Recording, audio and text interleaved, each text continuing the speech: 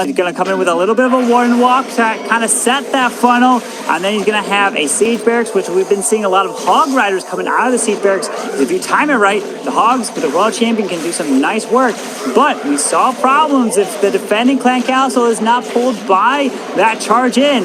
It can definitely slow it down or even completely stop the attack in its tracks.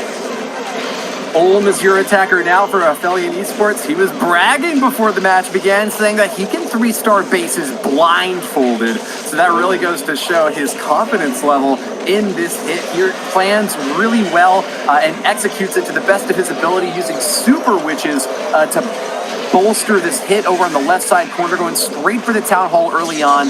The key targets that you got to worry about on the backside, though, are definitely going to be those heroes. He's got a centralized eagle, so it should go down relatively early in this attack as soon as Olm can crash through this outer wall. He's going to pull that CC out, but he's got a lot of troops to help deal with that Lava Hound in the center. The Lava Hound doesn't deal a whole lot of damage on its own, but because it has so many hit points, it can really stall out these attackers and give the defenses enough time to get them down. It looks like with that poison spell right on top of those troops, though, I think Olm has got a good inroad into this base, Carbon.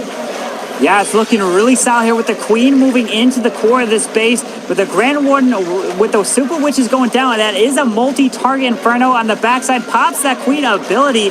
But the Royal Champion, she did go up, and the Hogs kind of avoided the top side there with the Tesla farm down south of the single target Inferno. He lost a lot of steam into the core of that base there. Unfortunate with the Hogs kind of veering off from the bottom side and not joining up and going towards with that Royal Champion. Some of the Witches are on the outside with those big boys. They're going to try to get and rack up more percentage, but with that single, it's going to be really difficult, and no healers. Oh, the healers do transfer back down south. But at this point, just looking to add up those percentage points.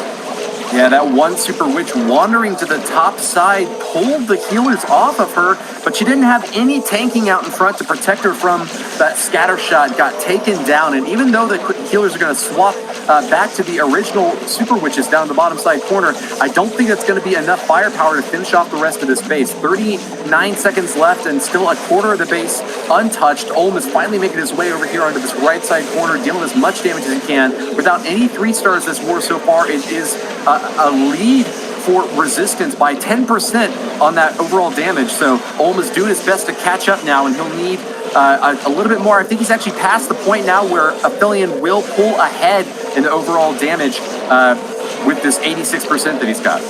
Yeah, it looks like this Grand Warden was onto the King. He stepped up, and now he's getting hit by that King right there.